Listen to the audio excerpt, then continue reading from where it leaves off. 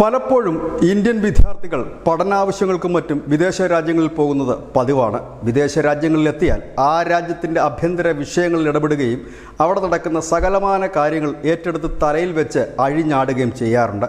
അങ്ങനെ അഴിഞ്ഞാട്ടം നടത്തിയ ഒരു ഇന്ത്യൻ വിദ്യാർത്ഥിനിക്ക് സംഭവിച്ചത് എന്താണെന്ന് നോക്കാം. ആദ്യം നമുക്ക് ആ വീഡിയോയിലേക്ക് പോകാം.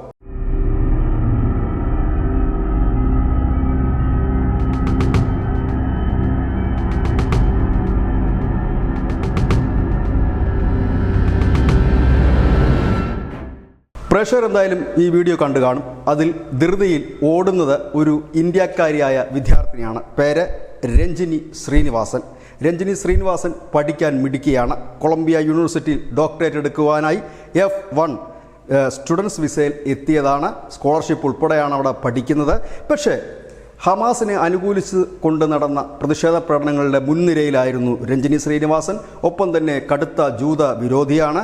അങ്ങനെയൊക്കെ കാലം തള്ളി നീക്കുമ്പോഴാണ് അവരുടെ കഷ്ടകാലത്തിനോ നല്ല കാലത്തിനോ ഡൊണാൾഡ് ട്രംപ് അമേരിക്കയിൽ അധികാരത്തിലെത്തുന്നത്. അമേരിക്കയിൽ അധികാരത്തിലെത്തിയ ട്രംപ് അനധികൃതമായി കുടിയേറിയവരെ നാട് കടത്തുന്നതിനോടൊപ്പം തന്നെ ഈ ഹമാസ് അനുകൂല നിരോധിത സംഘടനയ്ക്ക് അനുകൂലമായി പ്രകടനം നടത്തിയ വിദ്യാർത്ഥികളെ പുറത്താക്കാനും തീരുമാനിച്ചു.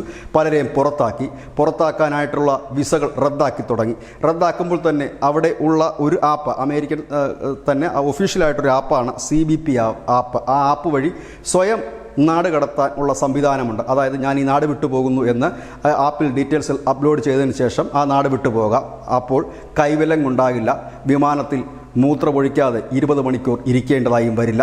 ഏതായാലും ഈ ഇന്ത്യൻ വിദ്യാർത്ഥിനിക്ക് അല്പം ബുദ്ധിയുണ്ടായിരുന്നു. തൻ്റെ വിസ റദ്ദാക്കിയതിന് തൊട്ടു പിന്നാലെ തന്നെ CBP ആപ്പ് ഉപയോഗിച്ച് അവിടെ നിന്ന് അവർ കാനഡയിലേക്ക് നാട് വിട്ടു. അതിൻ്റെ ദൃശ്യങ്ങളാണ് പ്രേക്ഷകർ കണ്ടത്.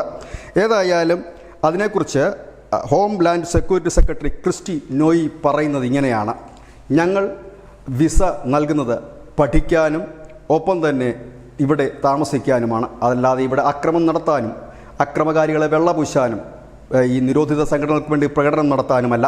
അങ്ങനെയുള്ളവർ ഈ രാജ്യത്ത് വേണ്ട.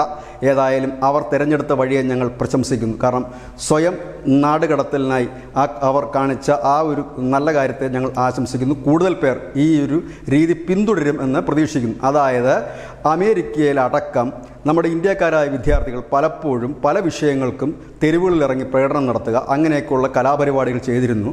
ഏതായാലും അവരൊക്കെ തന്നെ അധികം വൈകാതെ നാട്ടിലേക്ക് എത്തുമെന്നും അവിടെയുള്ള ജയിലറകൾ പോകുമെന്നും മുൻപ് തന്നെ വിവിധ മാധ്യമങ്ങൾ റിപ്പോർട്ട് ചെയ്തതാണ്. ഇപ്പോൾ ഇത് അക്ഷരാർത്ഥത്തിൽ ശരിയായി വരുന്നു. ഏതായാലും പഠിക്കാൻ മിടുക്കിയായ ഒരു കുട്ടി, ഇന്ത്യയിലെ തൊഴിലാളി വർഗത്തെക്കുറിച്ചുള്ള ഒരു ഗവേഷണത്തിലായിരുന്നു അവർ.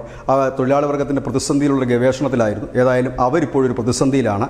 ഏതായാലും അവർ കാനഡയിലേക്ക് പോയി എന്നുള്ളതാണ് ഏറ്റവും പുതിയ വിവരം. മിസ്റ്റർ സ്മിസിൻ ക്യാമറ.